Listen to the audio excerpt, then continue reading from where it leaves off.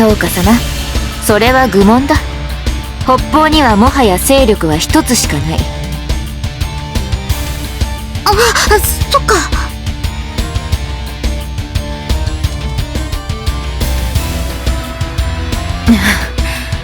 北方を平定し治安を維持している曹操の手腕は認めるが、何故さらなる戦いを望むのだ。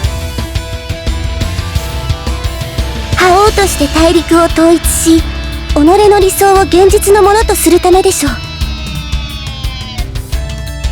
あの人が本腰を入れて動き出せば、大陸は再び戦乱の渦に巻き込まれます。だけど攻めてきてる以上戦うしかないのだ。リンリンの言う通りだな。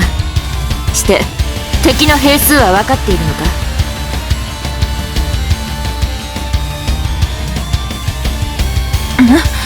どうかしたのか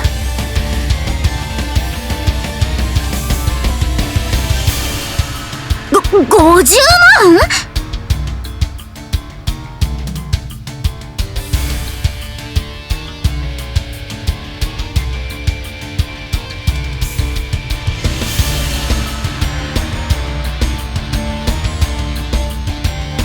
我が軍の規模は約3万。義勇兵を募るなどをすれば、なんとか5万人には届きますけど。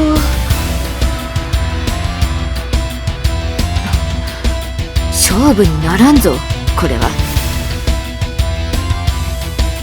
敵よりも多くの兵を準備するのが兵法の基本ですからね。しかし我が国の住民を守るためにも曹操軍を止めなければ。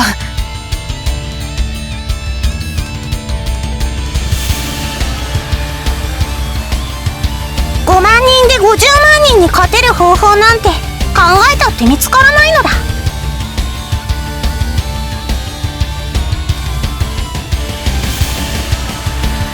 その通りです。何か策を考えないと。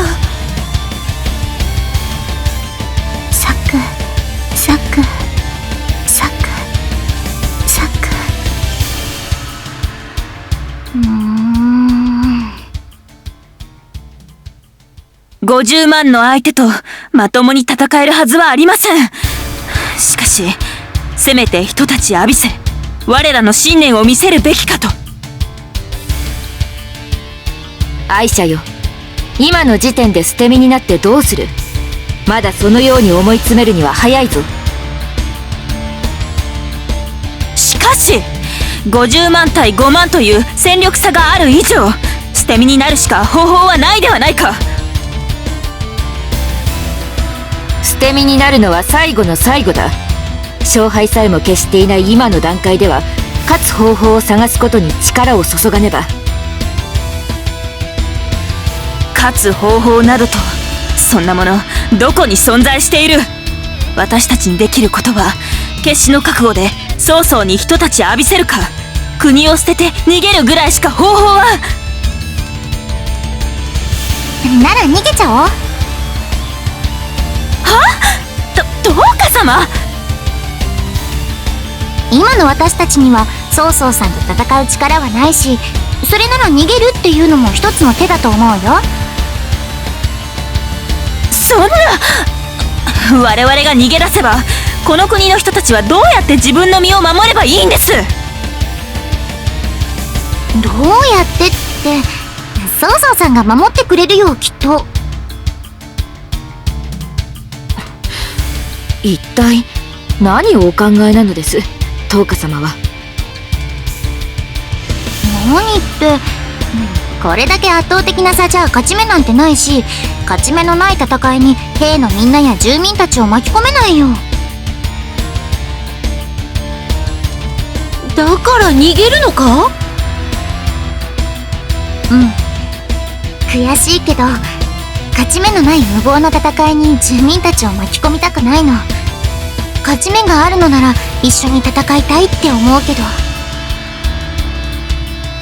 戦えば人民にも犠牲が出る。それを憂慮しておいでなのか？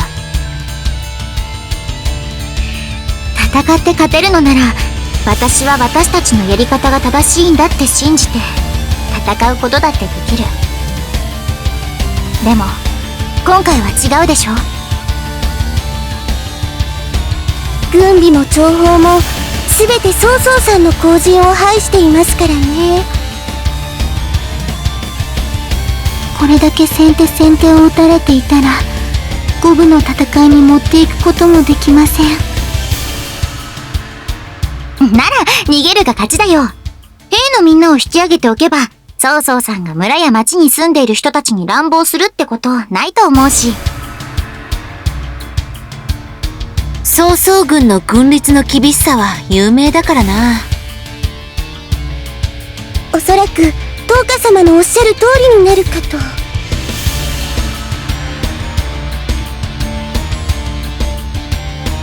本当にそれで良いのでしょうか。せっかくこの国を発展させてきたのに。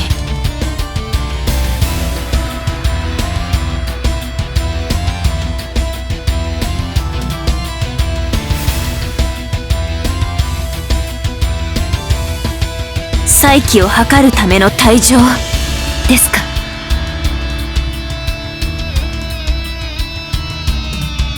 でも北には曹操、南には孫作がいて再起を図る場所なんてあるのかな。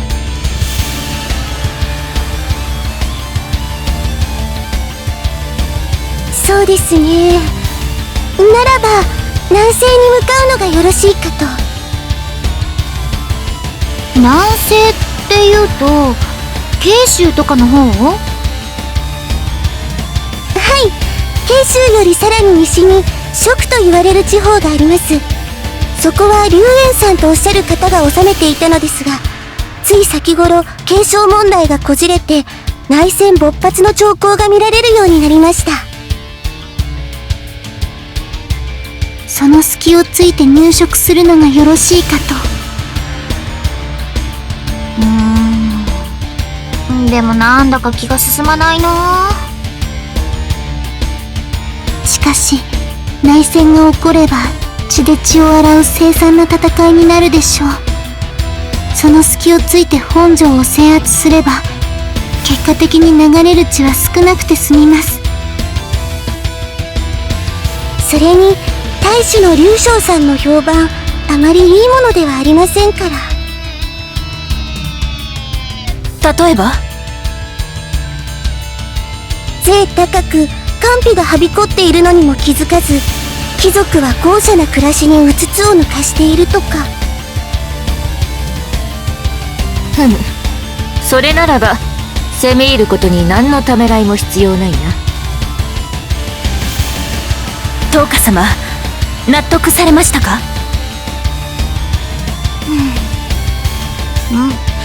状況が状況だもん。そんな贅沢を言ってる場合じゃないし。身勝手かもしれないけど劉将さんのところに押しかけちゃおう。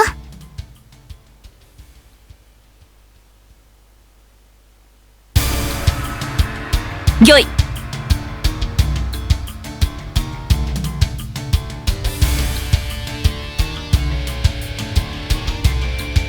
村人たちに施すのですか？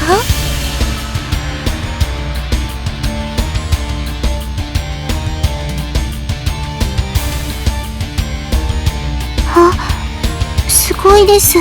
そんなところにまで気が回るなんて。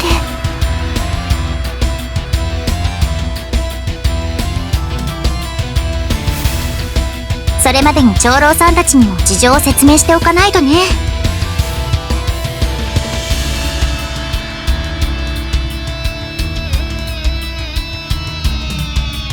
良いです。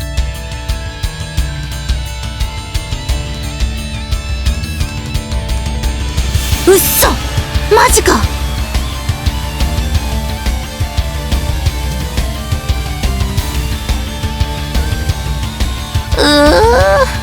貧乏くじだな。大連お姉ちゃんだけで大丈夫かな。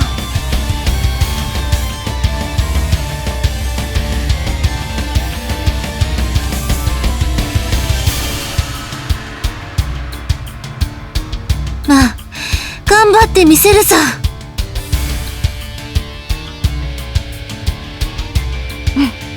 これで方針決定だね。じゃあシリちゃん、長老たちのところに向かおっか。